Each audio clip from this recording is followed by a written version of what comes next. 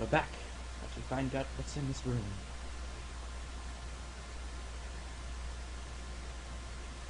There was an old crowbar on the floor. Yes, love crowbars. He lifted up the heavy crowbar. Put it in the basement. Find out what's behind that drywall.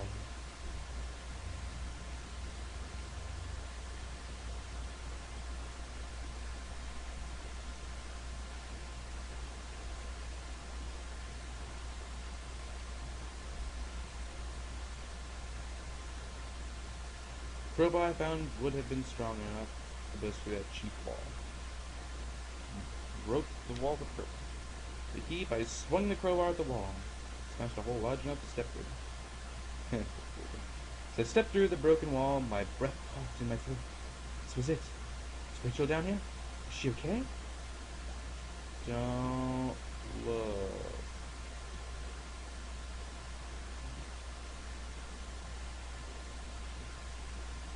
What is that? Is jellyfish? Is it spider? Don't look. Filthy looking pile of rags had been dumped in the corner. The stench of them was awful and made my eyes water. I was terrified to even touch the pile, to see what lay within. I knew I had to. I had come this far.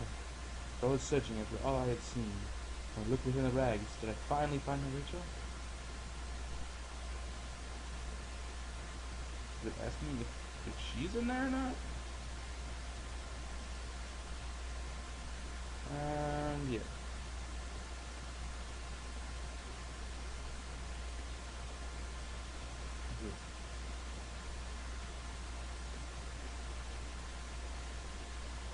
It was worse than I could have possibly imagined. In the folds of that rotten-smelling heavy fabric was the pale, dead figure of my darling wife. What struck me most was that she wasn't bloody or torn apart. She was covered in sickly green bruises and her windpipe had been crushed. The real horror there was whoever had killed her had done so intimately with bare hands. So this was what had been gnawing back in my mind the whole time. This was what I was afraid of. I thought about all I had seen and wondered if any of it could help me figure out who had done this. And when I couldn't stay there any longer, I stepped away on shaky legs and made my way back upstairs. Reluctantly, exhausted from my journey, I could no longer resist the urge to close my eyes.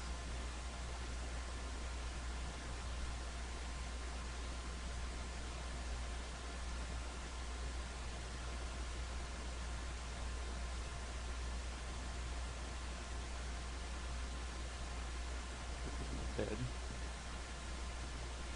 Maybe I'd use some of Rachel's travel books and find some place to go. I guess I'd accepted my wife's death. This was that old photo of the other man and his wife, I assumed, found it in her house. I recalled those faded remains I found deep underneath his house. What had he done there? What did I think? Was that man involved in this whole mess somehow? I think so. Definitely. Was Tunnels the odd tools in this house and the remains of his wife? He wasn't innocent, that's for sure.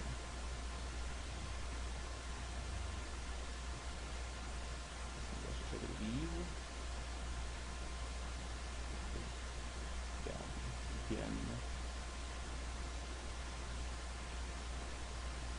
I still sat there heaped on the floor. How long had Rachel been alive? I couldn't leave, not until I had thought about this some more. I needed answers.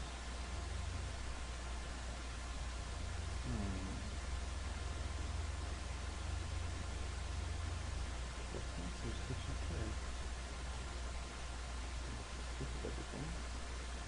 My old office safe sat on the floor. I used to keep tax records and other important documents in it. I used a digital passcode lock. You tried to open it. Safety digit code again.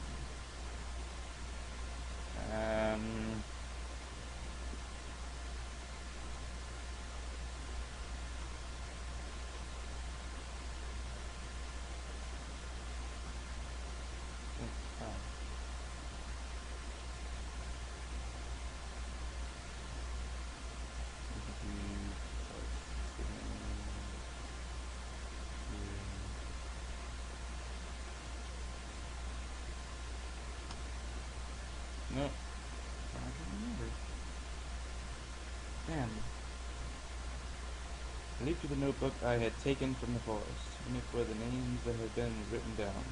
Heather, Olivia, Ashley, Cheryl, Alice, Duffy, Hope, Rose, Rachel. These poor girls were victims of the same person who had killed Rachel? I wondered what happened to the other names on the list. Or the ones scratched out on the desk in those wet tiles. Where did I find out about this safe?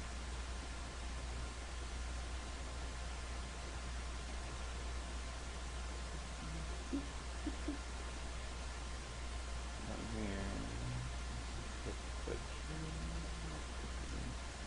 Still had no idea what was on the tape I found in the garbage. If only I had found a way to watch it. From now on, I'd have no one to get angry with me for stupid things like buying a TV. You don't have a VHS player? Come on, man, get with the times.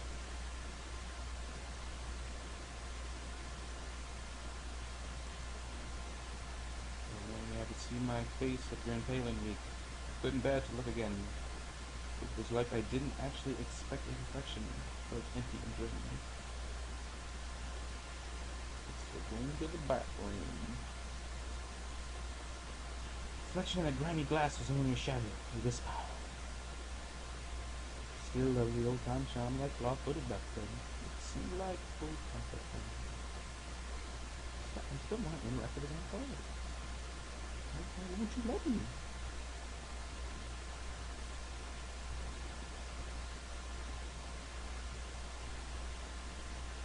The laptop had finally run out of power. I should have tried something with it earlier. It was the keycard I found in the factory, the one that allowed me to slip through that door. It seemed to me that it was probably Norman's, but if that was true, what was he doing back at the plant? Do I think Norman was going back to the factory? It must have been him. He must have been in the old locker room.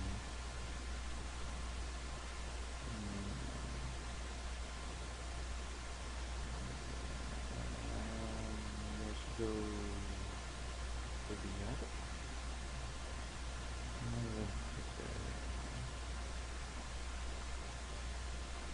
It's not right.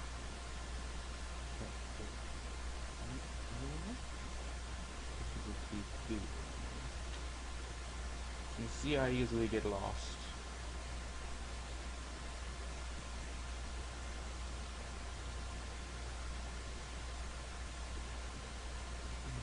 The safe torments me. I think it would end food. I shouldn't look it up. I really hate to look it up. Oh, I'll go through that myself.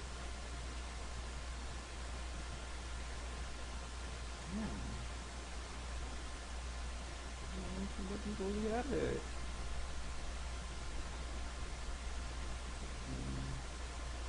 Is it in the bedroom I was in?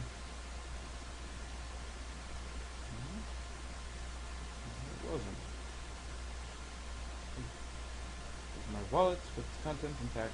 Either I dropped that stuff or somebody else did. Maybe I was sleepwalking again, or maybe somebody stole it from me. I'm in the store, the forest, the water tower. Was I at those places before? Yeah. I didn't see how it could have happened any other way. I must have been the one to lose my wallet and its contents. But what does that mean? What that blood? What is it bulging? I'm gonna know these places.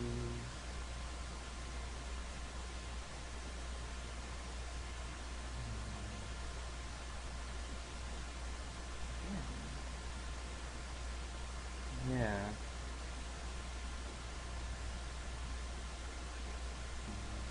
Alright. Guess I was ready to face the truth now.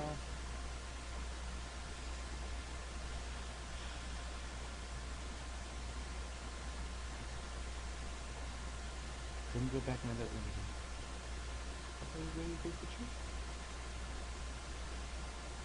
There's nothing else down here.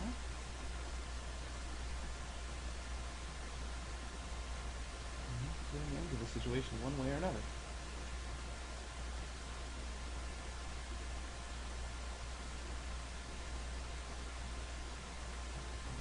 Understand.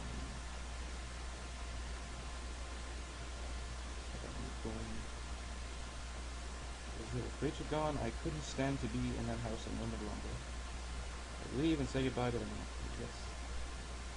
So, as I arrived in town, things had been difficult. Working in a plant, though, had been good for me. It kept me in line, gave me something to do, and helped me get away from my past. The factory closed, everything changed. Guess that was when I had started sleepwalking, disappearing for hours at a time. Drinking was probably just a way to deal with that. It was almost as if I was trying to beat my brain into a game. Things stopped making sense sometime after that.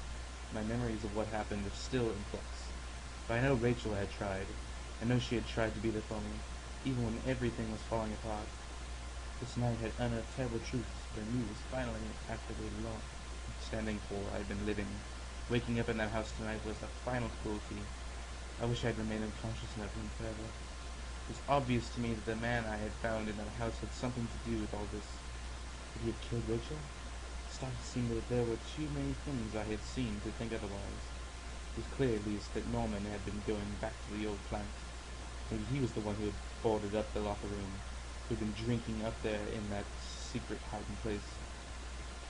So had he killed that guard then? He must have. Maybe he was found out, that the guard had caught him on patrol. Jesus, God. I had to catch my breath, take it all in. Up until the factory, things had only gotten worse. Then I had seen something even I wouldn't have expected when I went to Norman's store. That's when my perspective on all this really started to change. Norman was dead. I had no idea what happened to him. Finding Rachel's things at the store, though, had been the ultimate shock. I would get no answers now, but that didn't stop my head from reeling with questions. But as painful as all that was, oh God, I couldn't bear to think about it again. After all I had done and seen, finally coming home was supposed to be the end to this entire ordeal. God help me, though, it was only the beginning. I swung open the door and stepped out into the air. I caught the scent of wet grass and fog. Rachel, my beautiful wife. I just thought of her again, cold and inert. It shook me from head to toe. What would I do now? Who would I turn to? It would only be a matter of time before the police got involved, before neighbors knew. The front lawn was soft and giving beneath my feet. I couldn't shake the urge that I couldn't stand there, but rather that I should run.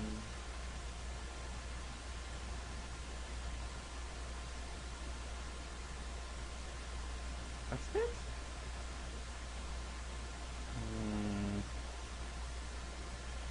Guess I'll have to play that again sometime. There's gotta be a way to find out how it really ended.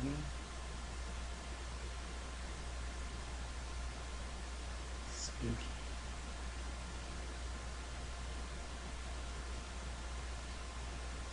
Huggy Bear?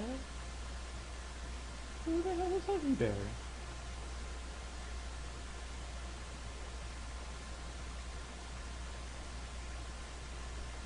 More seconds. Joey's mom, oh my God. Watch your back.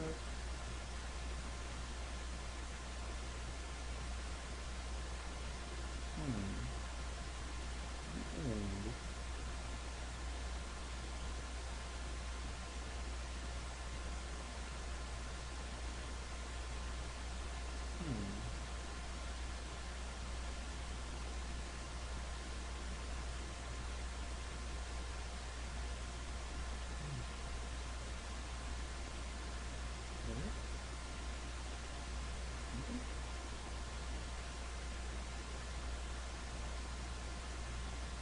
Alright, I guess that's the end of our story for now. See you next time. My name is Sage. Blah, blah, blah, blah.